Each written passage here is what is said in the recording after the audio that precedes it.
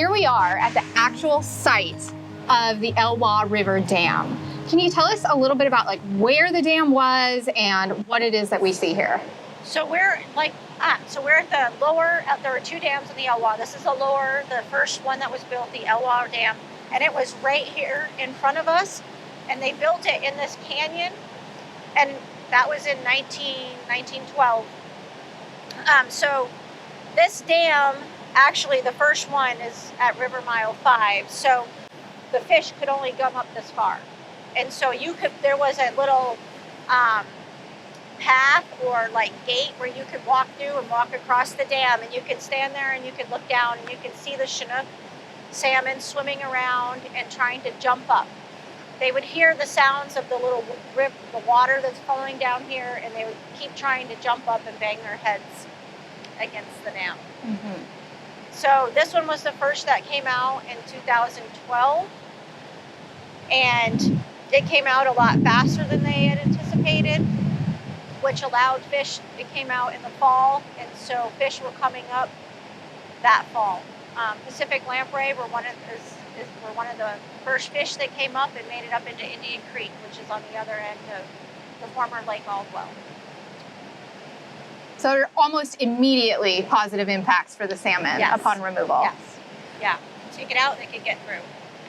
What's the process for removing a dam?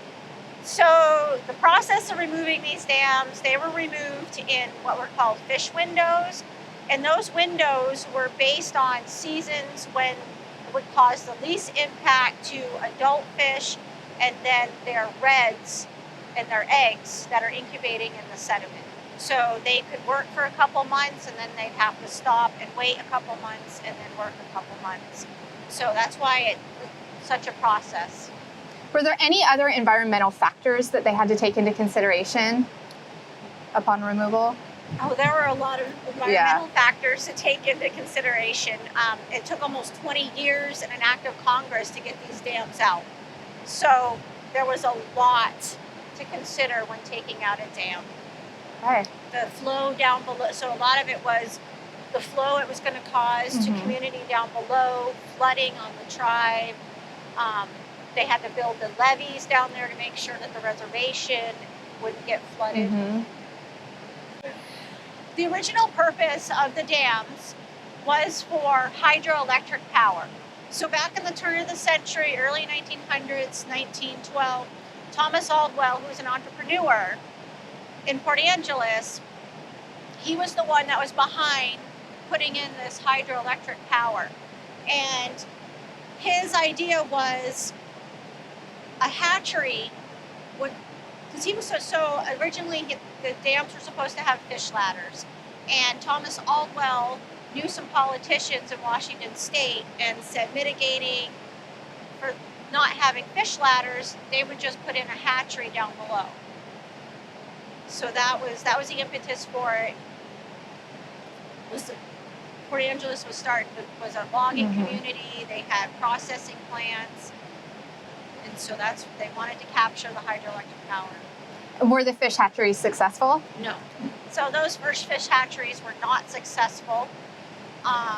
The fish hatcheries that are in place now, the state has a hatchery that produces Chinook, and then the Lower Elwha tribe has a hatchery which produces coho, winter steelhead, pink, and chum, which they are successful. And they are mandated to only put out so many fish, so it doesn't impede the natural fish that are coming up, or they don't overcompete for places for wild fish. But nothing replaces just allowing the fish to do what they do. Nothing replaces wild fish in a natural state. Yeah. All right.